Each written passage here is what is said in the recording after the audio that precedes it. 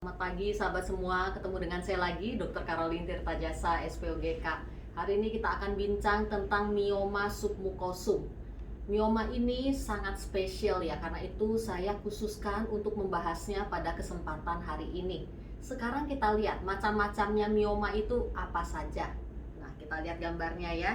Ini rahim, ini mulut rahim nih, kalau ngambil pap smear di sini, ini vagina. Ya. Ini ada saluran telur kiri kanan, dan ini ada indung telur kiri kanan juga. Nah, mioma itu bisa tumbuh di mana-mana. Mioma adalah tumor yang berasal dari otot rahim yang berubah sifat ya, berkembang menjadi miom. Nah, bisa benjolnya ke arah luar seperti ini, ya, bisa ada di tengah otot rahim seperti ini, dan bisa juga submukosum. Submukosum tuh yang kayak sini nih, yang tengah ini nih. Ya, jadi miom yang tumbuhnya di rongga dalam rahim. Nah, seperti ini. Nah, sebesar ini kira-kira ukurannya 1,5 cm deh. Ya. Jadi kalau bisa dibayangkan kalau mioma submukosum 3,5 cm, satu rongga dalam dinding dalam rahim ini udah penuh semua dengan miom.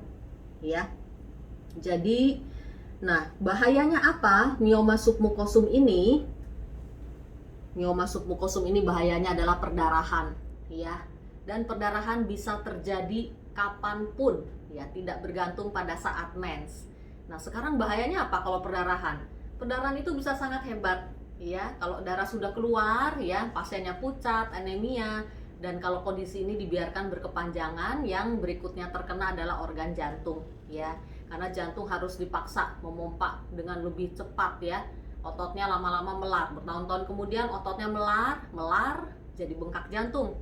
Kalau sudah bengkak jantung atau gagal jantung namanya, jantung sudah tidak bisa dipakai lagi, ya. Jadi kasihan sekali, dan jangan sampai ya orang-orang yang mengalami hal seperti ini dibiarkan berlarut-larut berkepanjangan, ya. Apalagi kalau diagnostiknya sudah jelas miom submukosum. Sebetulnya miom submukosum ini ukuran berapapun harus segera diangkat karena resiko perdarahan tadi.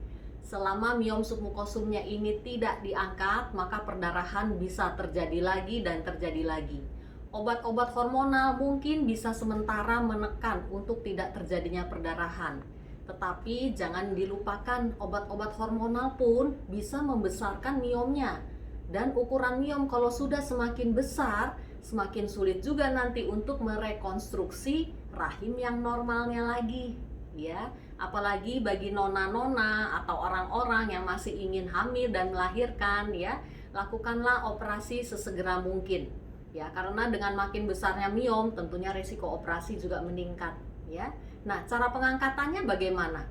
Miom submukosum ini kalau kecil sebetulnya bisa dilakukan dengan histeroskopi, ya. Kita lihat gambarnya.